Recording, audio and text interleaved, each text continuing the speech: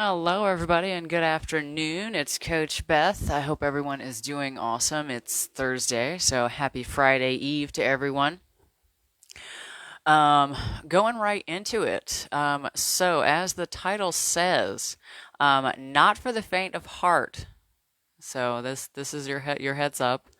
Some of you are going to be like, I'm out of here, and some of you are going to be like, oh, good, a challenge. Either way is fine. Um, Our title today is Hardest Part About Growth That No One Talks About. And as usual, I have my notes to try to keep me on track. Before I go into this, I want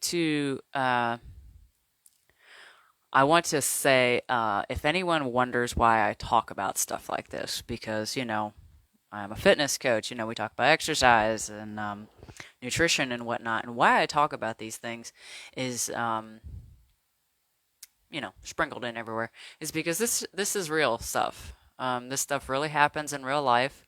Um, I'm not going to sugarcoat things. I mean, I try not to be a total bitch about it, but it's important to know. It's important to address things like this. Do what work you can to prepare yourself, and I think it's very important to be aware of it. It comes with the territory of fitness and health. Um, Mindset, emotional, mental improvement are all in there as well. The concept of deep health, so all around health, physical, exercise, nutrition, spiritual, social, all that good stuff. All right, so let's come back to it. And I do have a question up about this. So if you have input on what's the hardest part about growth for you, whether it's health, like fitness related, mental, life, whatever it is, this video isn't about who's right and who's wrong. This is about the thing that no one talks about. Um, I see somebody watching. Hello, friend. So over the years, I've heard from people about the hardest thing about growth is um, nutrition or exercise or things like that. And these are all valid points, knowing what to do. We had a couple comments earlier about consistency and the mental end of it. And I think the mental end of it really encompasses a lot of areas, and it will vary person to person or what exactly you're able to extract in the conversation. But in my experience, and I know in the experience of others, um, the hardest part about growth, aside from owning your shit and taking care of yourself, is really outgrowing some of the people that are around you. Um, and that does happen with any kind of growth. You start taking care of your health. Not everyone is going to keep up with you. Friends, your family.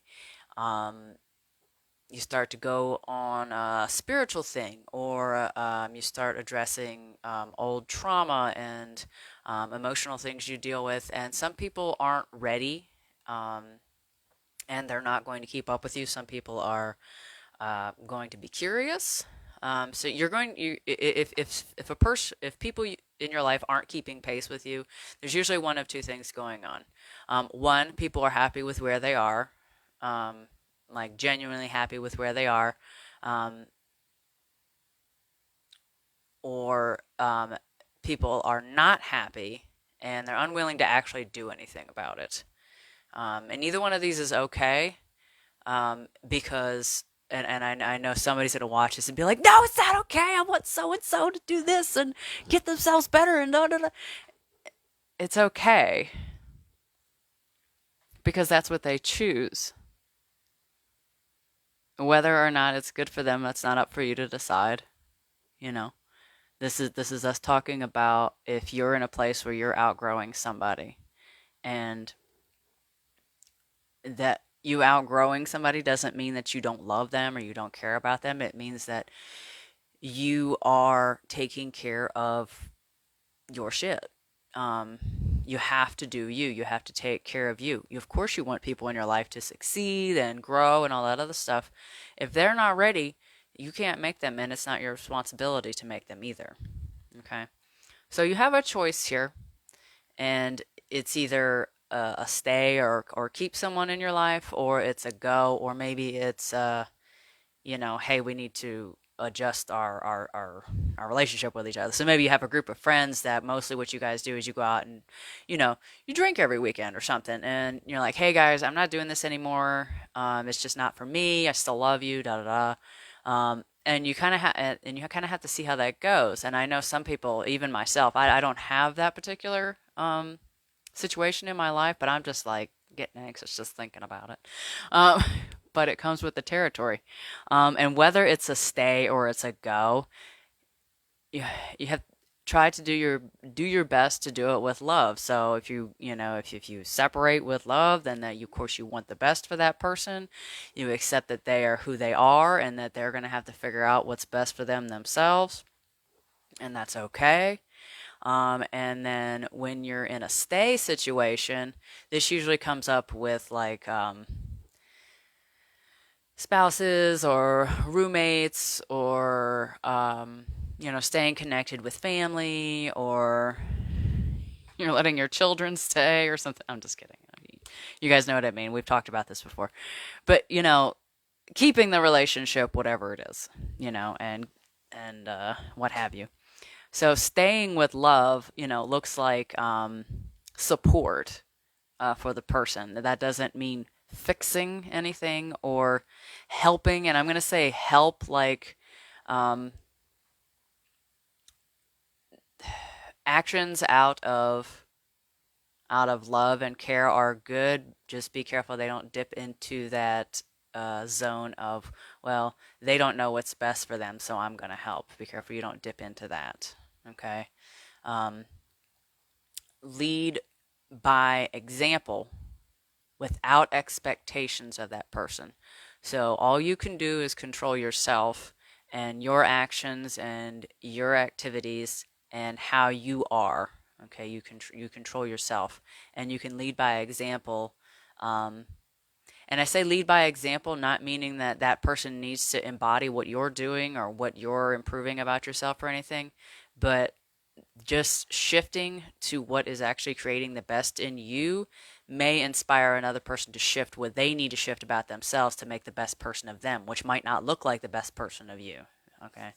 And then the other things, staying with love also means boundaries. So that goes into self and other boundaries. Um, so a self boundary would be not helping, as we were just discussing, but supporting. That means, I have my space, and, I love and support you, and, I will help you, I will, I want to say help. I will support you if you need it from me. What do you need from me? Um, to support you, not what can I do to fix your problem. Like, doesn't that just sound awful? Um, and I feel like most of us are guilty of this, myself included. Um, so that's kind of a boundary for yourself. No, I need to take care of my shit first. My yoga is important, or I'm taking that time to journal because it's important to me and my journey, and it will affect other people. So therefore, this is my priority. This, of course, doesn't mean neglecting things that are general, your actual responsibility. There's a line there where it's like, well, I don't want to pay bills because it's not what I feel like doing right now. That's not what I mean. Um, I hope I don't have to say that, but I say it because, just in case I want there to be clarity. And then boundaries for other people are, you know, um, roommate or whatever brings home, Taco Bell for dinner for everybody, and that involves, a conversation about, you know, hey, I'm not going to eat this. We talked about this. Thank you for the thought, but please don't bring home any more. Or if they bring it home and you're not doing that, and then they're mad at you for not eating it, and you wasting their money on this food that they brought you, you have to be like, no, I really appreciate the thought of this. We did talk, and I'm not doing this anymore, and not taking on their upsetness about how, like you slighted them or something when, it was, or even if you just don't want the food, like, hey, I'm not trying to do this to piss you off. This is just where I am, and, I still love you, and I hope you still love me too, or whatever. Sorry. The examples, those aren't on the board. I'm making those up on the fly, so stay with me here. But yeah, guys.